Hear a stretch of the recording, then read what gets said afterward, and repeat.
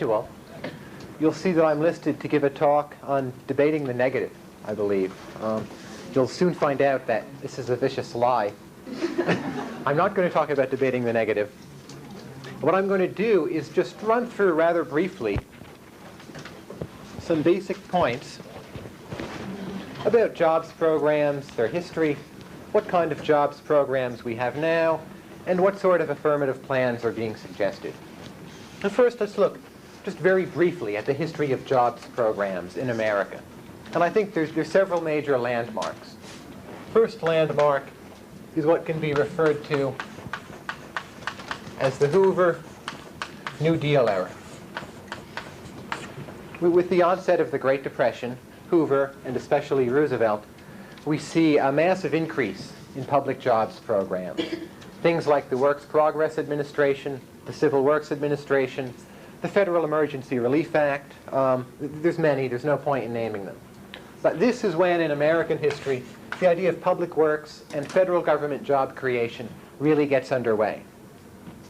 But despite the unprecedented size of the New Deal effort in creating jobs in the 1930s, it's very important to keep in mind that even at the height of the New Deal, only 14% of the unemployed were actually covered or employed by New Deal jobs programs.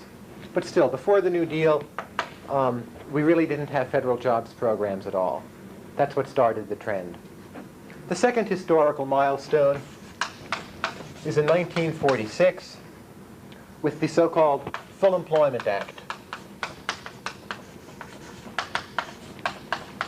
There's not a person in the world who can really tell you what this act did, largely because the act didn't really do all that much. But it's considered a very important symbolic statement. What the act said was that the federal government is responsible for employing all employable Americans. It set down, so to speak, a statement of policy, institutionalizing or formalizing what had started in the New Deal. The Full Employment Act came right out and said it's up to the federal government to employ people. This was the philosophy behind the Full Employment Act. One of the criticisms of the act, some people say one of the good things about the act, is that it never followed up this statement with any specific legislation or actions or moves in that direction. But still, this is very important, Full Employment Act. The next major step we see in the Great Society and the Democratic administrations of Kennedy and Johnson. Just to pick one program, we can date this 1962, the MDTA, Manpower Development and Training Act, which was enacted in '62. And it starts to, so to speak, put teeth into the Full Employment Act. During the Great Society, as in the New Deal, we had a massive increase in federal jobs creation programs. And more so than ever in the past, we see an emphasis upon training for jobs rather than employment. Most of the New Deal efforts centered not so much around training, but rather simply around employing the people.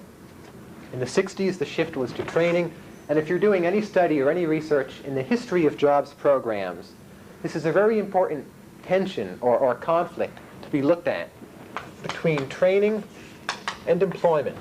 Because with every program, there's been one group of people who thinks we should use the program to train people, maybe for private sector jobs or just for governmental jobs, and then another group who says, well, this training, it doesn't work so well. What we ought to do is just set them directly to work. And throughout the last 40 years, there's been this tug of war in all of these different jobs programs between training and employment philosophies of federal employment. The next landmark in federal jobs creation, we can date at 1973. CETA, most of you know what this is, Comprehensive Employment and Training Act. This was, to a large degree, a decentralized measure, whereas the Great Society and the Johnson programs were more directly coming out of the federal government. CETA was more along the lines of revenue sharing and providing grants to state and local governments. And the purpose of CETA, well, again, it had a dual purpose, training and employment, which was never resolved.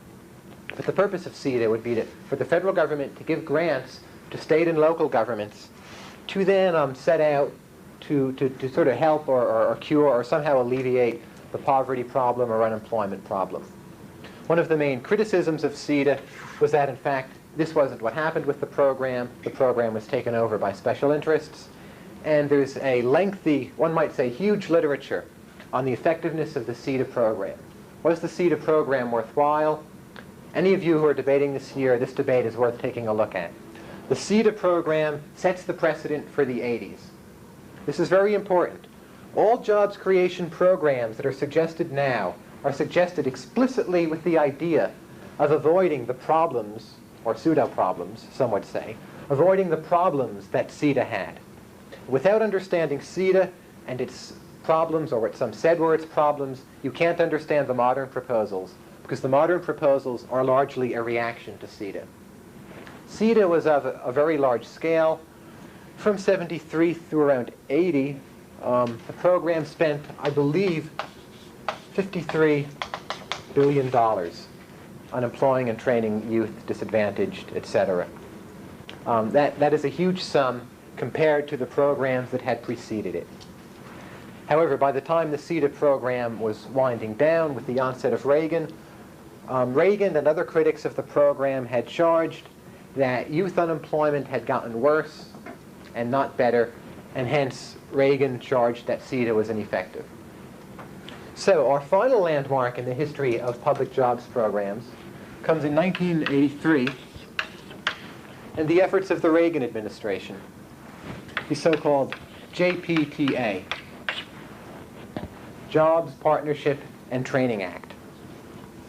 And what the JPTA was an attempt to sort of